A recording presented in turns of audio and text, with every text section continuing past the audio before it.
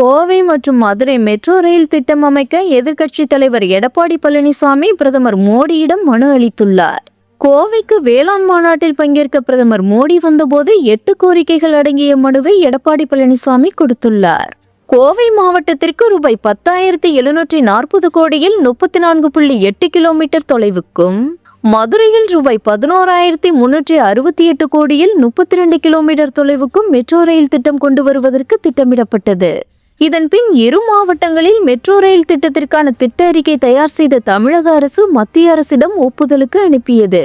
ஆனால் திட்ட அறிக்கை நீண்ட காலமாக நிலுவையில் இருக்கும் நிலையில் திடீரென மக்கள் தொகையை காரணம் காட்டி இரு மாவட்டங்களுக்கான மெட்ரோ திட்டம் நிராகரிக்கப்பட்டுள்ளது தெரியவந்துள்ளது. இதனால் கோவை மற்றும் மதுரை மக்கள் அதிருப்தியை வெளிப்படுத்தி வருகின்றனர். இந்த இரு நகரங்களை விட குறைவான மக்கள் தொகை கொண்ட பாஜக ஆளும் மாநிலங்களில் மெட்ரோ திட்டத்திற்கு ஒப்புதல் அளிக்கப்பட்டதும் பல்வேறு கேள்விகளை எழுப்பியிருக்கிறது. இந்த நிலையில் தென்னிந்திய வேளாண் கூட்டமைப்பு சார்பாக நடத்தப்படும் மாநாட்டை தொடங்கி வைப்பதற்காக பிரதமர் மோடி கோவை வந்தார்.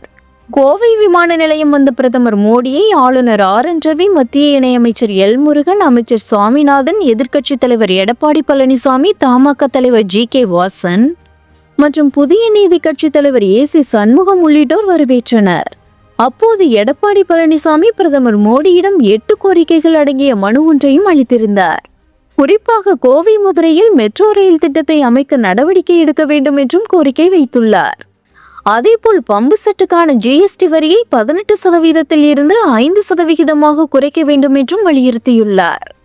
அதேபோல் கோவை சர்வதேச விமான நிலைய விரிவாக்க பணிகளை விரைவுபடுத்த வேண்டும் என்றும், போத்தனூர், பொள்ளாச்சி, உடுமலை, பழனி, திண்டுக்கல் வழியாக கோவை ராமேஸ்வரம் ரயில் சேவையை மீண்டும் தொடக்க வேண்டும் என்றும், மறுசுழற்சி செய்யப்பட சுற்றுச்சூழலுக்கு உகந்த பொருட்கள் மீதான GST வரியையும் குறைக்க வேண்டும் என்றும் கோரிக்கை மனு அளித்துள்ளார்.